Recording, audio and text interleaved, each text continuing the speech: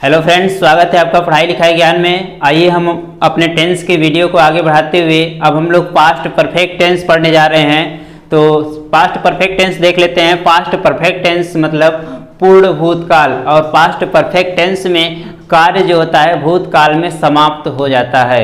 और तो हम इसकी पहचान देख लेते हैं, इंट्रोडक्शन देख लेते हैं, इसका परिचय देख लेते हैं, आइडेंटिफिकेशन इसका क्या है। तो इस टेंस में कार्य का भूतकाल में पूर्ण हुआ पाया जाता है, यानी इस टेंस में कार्य का भूतकाल में पूर्ण हुआ पाया जाता है। प्राय अंत में चुका था, चुकी थी, चुके थे, या गया था, आया था, या बैठा था, इस तरह से मतलब वाक्य की पहचान है। जो लास्ट में हम या ये कह सकते हैं आ ए ई के बाद था थे थी लगा होता है। और इस टेंस में एक और बड़ी खासियत है, इस टेंस में प्रायः दो कार्यों का होना पाया जाता है। दो कार्यों का होना पाया जाता है। तो जब दो कार्यों का होना पाया जाता है, जैसे डॉक्टर के आने से पहले रोगी मर चुका था, यानी कि कॉम्प्लेक्स सेंटेंस होते हैं। तो कॉम्प्लेक्स सेंटेंस का जो जिक्र होगा, ऐसे ट्रांसलेशन को हम आपको नेक्स्ट वीडियो में प्रोवाइड करेंगे। अभी हम सिंपल परफेक्ट टेंस देख लेते हैं, सिंपल पास्ट परफेक्ट। तो इसके रूल्स हैं, सभी कर्ता के साथ सहायक क्रिया हैड लगाकर मुख्य क्रिया का तीसरा रूप लिखते हैं। जितने भी कर्ता हैं, यानी एक वचन हो चाहे बहुवचन, सिंगुलर हो या प्लूरल, सबके साथ हमको हैड लगाना है। और हैड लगाने के बाद वर्ब का थर्ड फॉर्म यानी क्रिया का तीसरा रूप, मुख्य क्रिया का तीसरा रूप लगाते हैं। इसका स्ट्रक्चर देख लेते हैं हम लोग। स्ट्रक्चर है, सबसे पहले सब्जेक्ट लगाएंगे, उसके बाद हैड के बाद वर्ब का थर्ड फॉर्म, ऑब्जेक्ट लगाएंगे, उसके बाद अदर वर्ड, उसके बाद प्लेस और टाइम का जिक्र करेंगे। तो आइए हम लोग इसका एग्जाम्पल्स देखते हैं। एग्जाम्पल, पहला एग्जाम्पल है, वह पत्र लिख चुकी थी। वह पत्र लिख चुकी थी, जैसा कि हमारा पहचान है, लास्ट में चुका था, चुकी थी, चुके थे, ये आया हुआ है, तो यानी ये हमारा पास्ट परफेक्ट टेंस है। अब इसको ट्रांसलेट जब करेंगे तो सबसे पहले सब्जेक्ट हुआ है, अब सिंगुलर हो या प्लूरल, सबके साथ हमको हैड लगाना है। तो सी हैड रिटेन, राइट का third form written, she had written a letter. दूसरा एग्जाम्पल देख लेते हैं, हम लोग ताजमहल पहले ही देख चुके थे। हम लोग ताजमहल पहले ही देख चुके थे, तो वी हैड पहले ही के लिए क्या लगा देंगे, already, we had already seen the Taj Mahal. तो ये तो रहा हमारा अफर्मेटिव सेंटेंस। अब अफर्मेटिव सेंटेंस के बाद हम लोग निगेटिव सेंटेंस देख लेते हैं। आइए निगेटिव सेंटेंस देखते हैं। तो निगेटिव सेंटेंस का जब हम स्ट्रक्चर बनाएंगे तो सबसे पहले उसमें हेल्पिंग वर्ब हैड के बाद नॉट लगा देंगे। जो भी निगेटिव सेंटेंस बनाते हैं सब में हेल्पिंग वर्ब के बाद नॉट का प्रयोग कर देते हैं। तो हम इसमें भी देखेंगे, सबसे पहले हमारा सब्जेक्ट होगा, उसके बाद हैड, उसके बाद नॉट, वर्ब का थर्ड फॉर्म, उसके बाद ऑब्जेक्ट, उसके बाद अदर वर्ड, उसके बाद प्लेस और टाइम। इसका एग्जाम्पल देख लेते हैं, वह चाय नहीं पी चुका था। तो इसका क्या हो जाएगा, He had not taken tea। देखिए, चाय पीने के लिए ड्रिंक का प्रयोग भी कर सकते हैं, लेकिन चाय को प्रायः हम किसी अन्य पेय पदार्थों की तरह नहीं पीते हैं, उसे धीरे धीरे या ये कह सकते हैं कि चुस्कियां लेके पीते हैं, इसलिए टेक, उसके लिए हम लोग टेक लगाते हैं। जैसे चाय पीना हो गया, कॉफ़ी पीना हो गया, दवा पीना हो गया।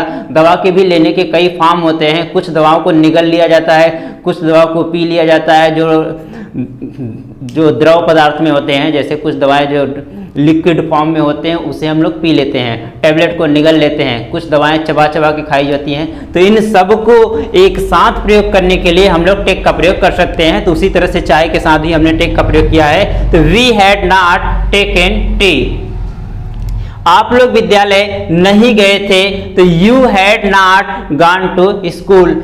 अब इंट्रोगेटिव सेंटेंस देख लेते हैं। इंट्रोगेटिव यानी प्रश्नवाचक वाक्य। इंट्रोगेटिव सेंटेंस दो प्रकार के होते हैं, पहला होता है क्या से प्रारंभ होने वाला, और दूसरा है क्या, क्यों, कब, कैसे, कहाँ, ये इस बीच में आने वाले।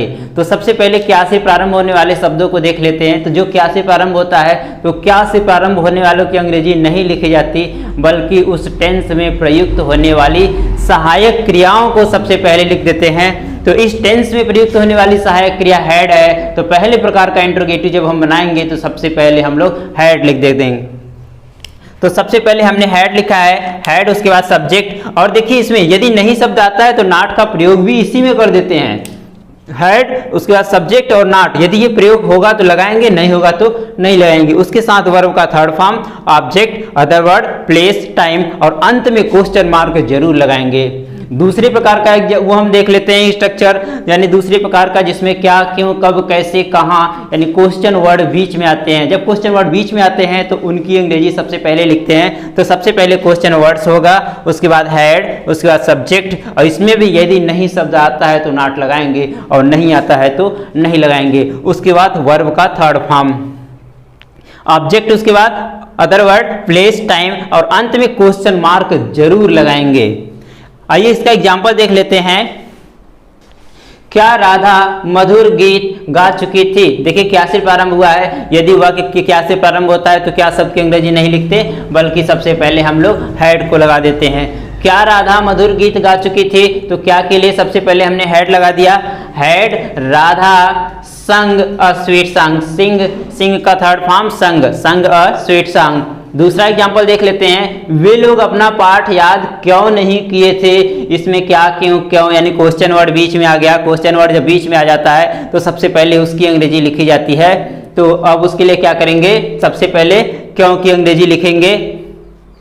क्यों की अंग्रेजी वाई, और वाई उसके तुरंत बाद हैड लगाना है। तो वाई हैड, उस सब्जेक्ट हमारा दे है, दे, वाई हैड दे। उसके बाद इसमें देखिए नहीं शब्द आया है तो नॉट लगा देंगे। Why had they not, learn का third form learned, why had they not learned their lesson, यानी कि वे लोग अपना पाठ याद क्यों नहीं किए थे। Why had they not learned their lesson.